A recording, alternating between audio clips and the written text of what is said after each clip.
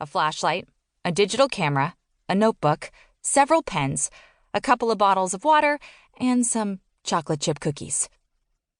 Okay, it was probably overkill to bring snacks, but Zoe was right. You never knew what might happen at Mythos Academy, and if we did get stuck in the tunnels, I didn't want to starve before someone rescued us. I wasn't the only one who might be thirsty, so I opened one of the bottles and poured a healthy amount of water into a small green pot on my desk that contained a beautiful flower with delicate white petals and a heart-shaped emerald green blossom in the center. The water soaked into the soil, and the winter bloom perked up and spread its petals wide, as if it were thanking me. "There you go," I cooed and stroked one of its velvety petals. "There's some water for you." "Have I told you how weird it is that you talk to that flower?" Zoe snarked. "Don't listen to her," I said, still speaking to the flower. "She's just jealous that she doesn't have anything as pretty as you on her desk." The winter bloom stood up even taller with pride. I stroked its petals again, then capped my water bottle. I stuffed my supplies into my green messenger bag, then glanced around, making sure that I hadn't forgotten anything.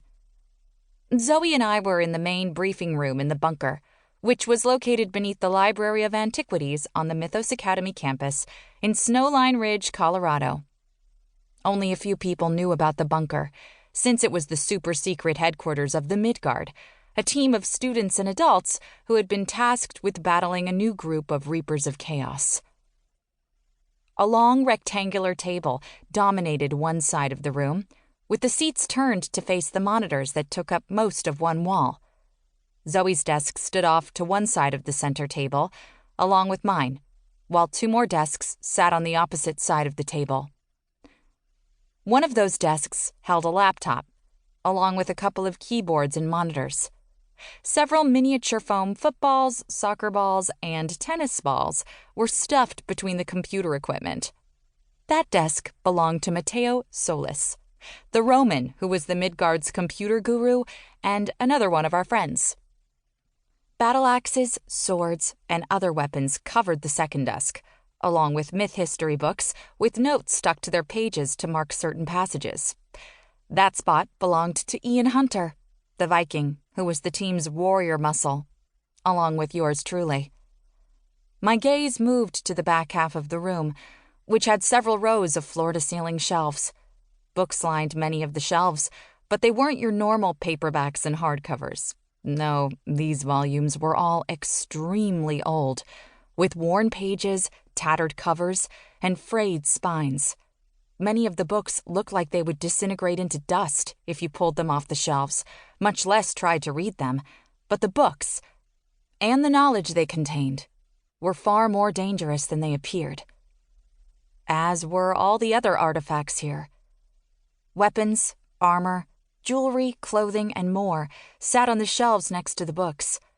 Golden swords, silver shields, bronze daggers, diamond rings.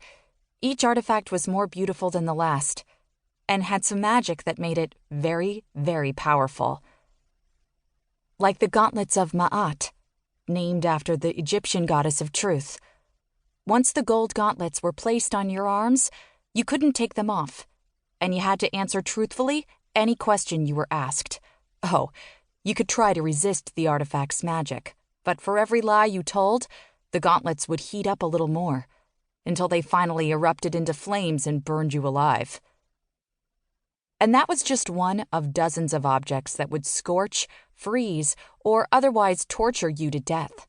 Not to mention the artifacts that would make you see monsters that weren't really there, or fall in love with someone you hated, or otherwise mess with your mind and heart until you lost all your free will.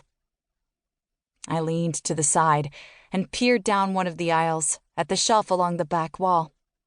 My gaze locked on a glass case sitting all by itself. Unlike other warriors, I didn't have enhanced eyesight, so I couldn't see it clearly from here, but I knew exactly what that case contained. A jewelry box made of polished jet, with silver vines running across the top and wrapping around small, heart-shaped ruby flowers. The Midgard had recovered the jewelry box.